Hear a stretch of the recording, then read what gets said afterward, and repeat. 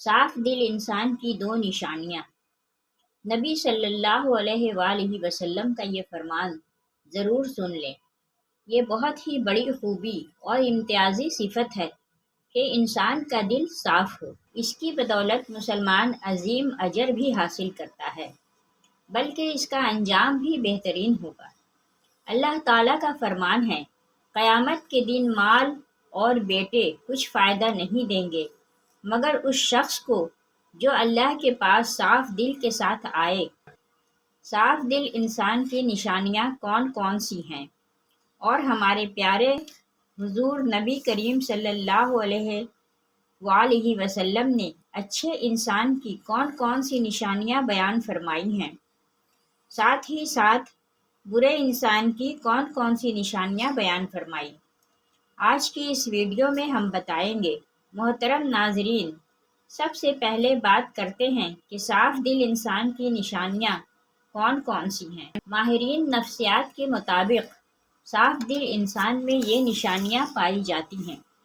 Number 1، بہت جلد جذباتی ہو جائے گا، یعنی جب اس کے سامنے کوئی غلط بات کی جائے تو اس بات سے قطع نظر کے آگے کون کون بیٹھا ہے یا اس کے ذاتی پن کے کیا کیا نقصانات ہو سکتے ہیں، وہ کھل کر اپنی سچائی کا اظہار کرے گا اور اس مقصد کے لیے جذبات کا سہارا لے گا۔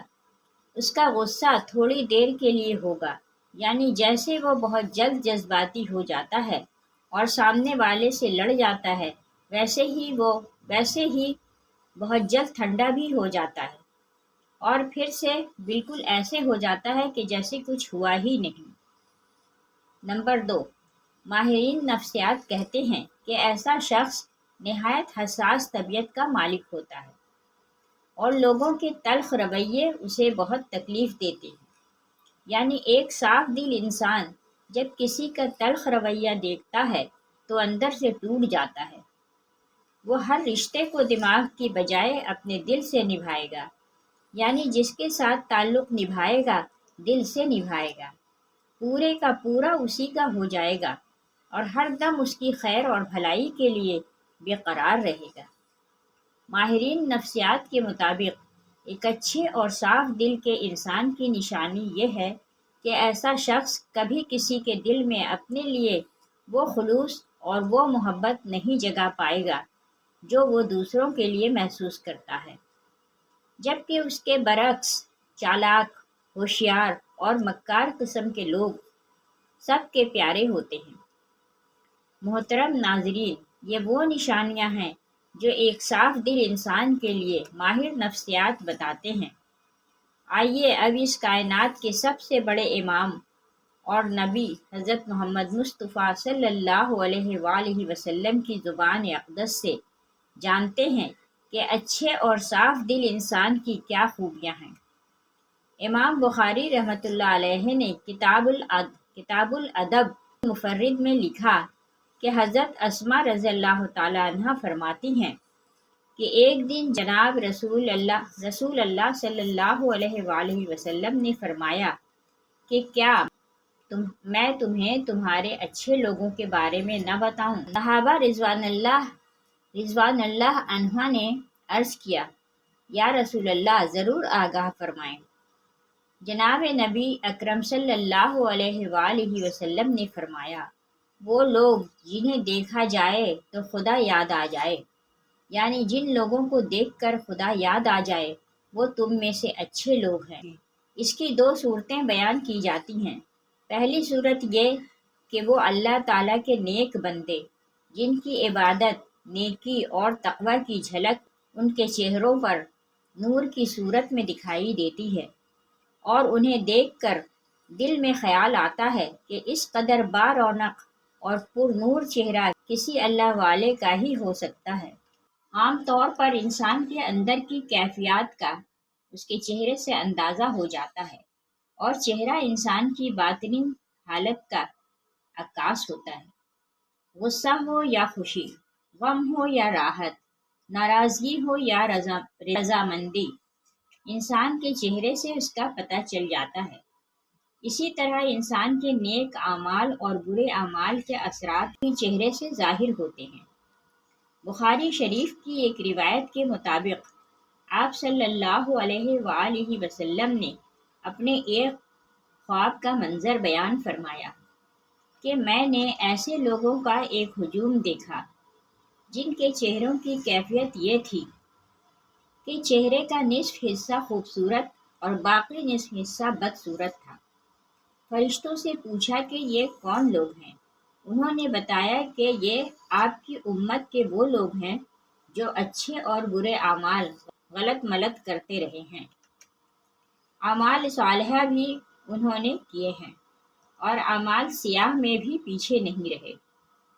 ان کے نیک اعمال ان کے چہروں پر حسن کی صورت میں نظر آ رہے ہیں اور برے اعمال چہروں پر بدصورتی کے طور پر نمایاں ہیں۔ اس لیے اللہ تبارک و تعالیٰ کے نیک اور مخلص بندوں کے چہروں پر ان کے خلوص اور نیک اعمال کا نور ہوتا ہے اور ان کے برونق اور نورانی چہروں کو دیکھ کر خدا کی یاد تازہ ہو جاتی ہے۔ جبکہ دوسری صورت میں اس کا ایک معنی یہ بھی کیا جاتا ہے کہ وہ لوگ جن کے اعمال و حرکات، ان کا اٹھنا بیٹھنا، لین دین، عبادات و معمولات اور اخلاق و معاملات اللہ تعالیٰ اور رسول خدا صلی اللہ علیہ وآلہ وسلم کے احکامات کے مطابق ہوتے ہیں، انہیں دیکھ کر ایک مسلمان کی عملی زندگی کا نقشہ سامنے آ جاتا ہے اور خدا یاد آتا ہے۔ بہرحال جناب نبی کریم صلی اللہ علیہ وآلہ وسلم نے فرمایا کہ تم میں سے اچھے لوگ وہ ہیں جنہیں دیکھ کر خدا یاد آ جائے۔ محترم ناظرین، جہاں نبی کریم صلی اللہ علیہ وآلہ وسلم نے اچھے لوگوں کی دو خصوصیات بیان فرمائیں، وہیں پر فرمایا، کیا میں تمہیں تمہارے برے لوگوں کے بارے میں نہ بتاؤں؟ صحابہ کرام رضوان اللہ عنہ نے عرض کیا، یا رسول اللہ، ضرور بیان فرمائیں۔ آپ صلی اللہ علیہ وآلہ وسلم نے 3 باتوں کا ذکر فرمایا۔ ایک یہ کہ چغلیاں کھانے والے یعنی ایک دوسرے کی چغلی کرنے والے لوگ، چغلی کہتے ہیں ایک دوسرے کو خواہ مخواہ ان کی باتیں پہنچانے والے، ایک کی بات دوسرے کے آگے، دوسرے کی تیسرے کے آگے اور تیسرے کی بات چوتھے کے آگے۔ اس کا ہمارے ہاں عام طور پر رواج پایا جاتا ہے اور ہم میں سے بہت سے لوگوں کی یہ عادت بن گئی ہے کہ بلا وجہ لوگوں کو یہ بتاتے رہتے ہیں کہ فلاں تمہارے بارے میں یہ کہہ رہا تھا اور فلاں جگہ تمہارے بارے میں یہ باتیں ہو رہی تھیں۔ بلا ضرورت ایسی باتیں کرنا شرعاً گناہ کبیرہ شمار کیا جاتا ہے، لیکن ہمارے ہاں سرے سے اس کو گناہ ہی نہیں سمجھا جاتا، حالانکہ یہ باتیں اکثر جھگڑوں کا باعث بنتی ہیں۔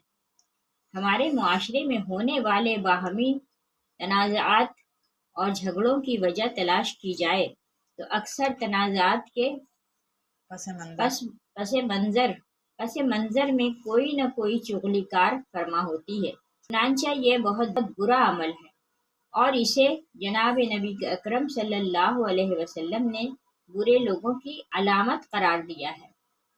دوسری بات فرمائی کہ دوستوں کے درمیان فساد ڈالنے والے برے لوگوں میں شمار ہوتے ہیں۔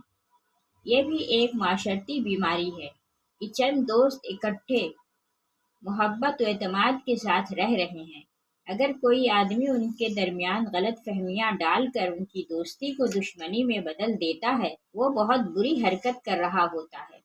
اسی طرح ایک خاندان محبت و اعتماد کے ساتھ زندگی بسر کر رہا ہے اور کوئی شخص دخل دے کر ان کی محبت و اعتماد کی فضا کو خراب کر دیتا ہے تو وہ کوئی اچھا کام نہیں کر رہا ہے۔ محبت و اعتماد کی فضا خاندانوں میں ہو، دوستوں میں ہو، مشترکہ کام کرنے والوں میں ہو، اس میں فساد ڈالنے والوں کو جناب رسول اللہ صلی اللہ علیہ وآلہ وسلم نے برے لوگوں میں شمار کیا ہے۔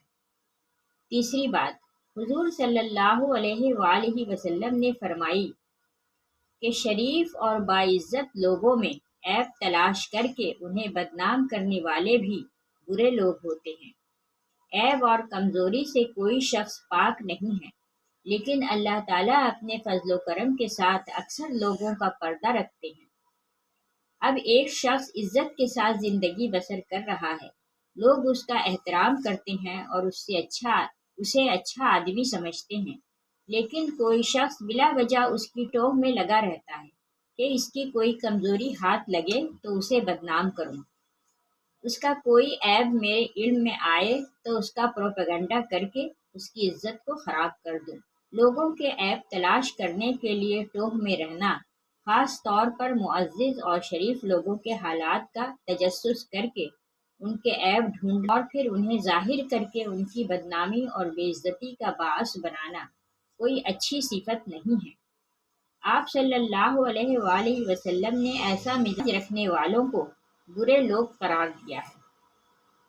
محترم ناظرین، آپ سے یہ عرض ہے کہ یہ تینوں خرابیاں آج ہمارے درمیان موجود ہیں، اور چونکہ ہم ان کے عادی ہو گئے ہیں، اس لیے ہمیں یہ محسوس نہیں ہوتی اور ہم بلا تکلف یہ حرکتیں کرتے چلے جاتے ہیں۔ ہمیں جناب نبی اکرم صلی اللہ علیہ وآلہ وسلم کے اس ارشاد گرامی کا بار بار مطالعہ کرنا چاہیے، اس پر غور کرنا چاہیے، اور پھر اپنے معمولات اور مزاج و عادات پر بھی نظر ڈال کر اپنی کمزوریوں کو محسوس کرتے ہوئے اصلاح کی کوشش کرنی چاہیے۔ اللہ تبارک و تعالیٰ سے دعا ہے کہ ہمیں ان بڑی بڑی معاشرتی برائیوں سے محفوظ فرمائے اور ہمیں ان لوگوں کے راستے پر چلنے کی توفیق عطا فرمائے جن کو نبی کریم صلی اللہ علیہ وآلہ وسلم نے اچھے لوگ قرار دیا ہے۔ تمام مسلمان بہن بھائیوں سے درخواست ہے کہ ایک مرتبہ نبی کریم صلی اللہ علیہ وآلہ وسلم کی ذات اقدس پر دل کی گہرائیوں سے درود سلام بھیج کر نیچے کمنٹ باکس میں کے لکھ دیں۔ اللہ ہم سب کا حامی و ناصر ہو، آمین۔